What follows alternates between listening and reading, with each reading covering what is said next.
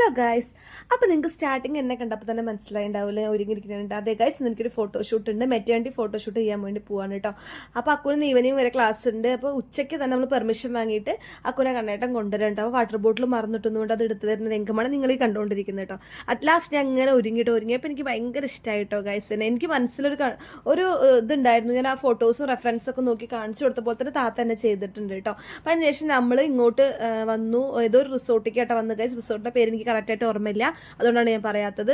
അപ്പോൾ ഇതാ ഫോട്ടോ എടുക്കാനൊക്കെ തുടങ്ങി. ഞങ്ങളുടെ കൂടെ ബ്രോയും അവൻ കല്യാണം കഴിക്കാൻ നമ്മുടെ കുട്ടിയൊക്കെ ഉണ്ടായിരുന്നു കേട്ടോ. അപ്പോൾ ഇവർ 4 പേരും പാടെ അവിടെ എനിക്ക് ഓരോ പോസ്റ്റും കാര്യങ്ങളൊക്കെ പറഞ്ഞു തരുന്നുണ്ടായിരുന്നു കേട്ടോ. അതിന് 2 ഡ്രസ്സിൽ ഫോട്ടോഷൂട്ട് ഉണ്ടായിരുന്നു. അതൊന്നും വീഡിയോ എടുക്കാൻ പറ്റില്ല, കാരണം മഴ വരുന്ന മുന്നേ നമ്മൾ വീഡിയോസൊക്കെ പെട്ടെന്ന് എടുത്തു. അതിനുശേഷം ഞങ്ങൾ ഫുഡ് കഴിക്കാൻ പോയി ഗൈസ്. കഴിഞ്ഞപ്പോൾ ഭയങ്കര വിശപ്പായിരുന്നു കേട്ടോ. അപ്പോൾ കണ്ണേട്ടൻ പറഞ്ഞു വാണിയംകുളത്ത് ഒരു പുതിയ റെസ്റ്റോറൻറ്റ് തുടങ്ങിയിട്ടുണ്ടെന്ന് പറഞ്ഞു. നമ്മൾ അങ്ങോട്ട് പോയിട്ടാണ് കേട്ടോ ഫുഡ് കഴിച്ചത്.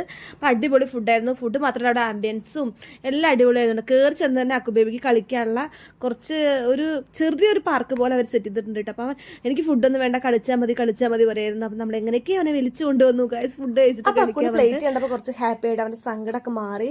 അപ്പോൾ നമ്മൾ ബട്ടർ നാനും പനീർ ബട്ടർ മസാലയും ആണ് കേട്ടോ ഓർഡർ ചെയ്തത്. പിന്നെ ചിക്കൻ പെരട്ട് എന്നാണ് ഞാൻ പറഞ്ഞത്. കണ്ണേട്ടൻ പറയുന്നു ചിക്കൻ വരട്ടാണ് കേട്ടോ. എന്തായാലും അതാണ് ഓർഡർ ചെയ്തത്. പക്ഷെ ചിക്കൻ വരട്ടാണെങ്കിലും പെരട്ടാണെങ്കിലും അത് ഒന്നിനും കൊള്ളില്ലായിരുന്നു കേട്ടോ ഗൈസ്. പക്ഷേ ബാക്കിയുള്ള 2 ഐറ്റംസും അടിപൊളിയായിരുന്നു കേട്ടോ. പനീർ ബട്ടർ മസാല അടിപൊളിയായിരുന്നു.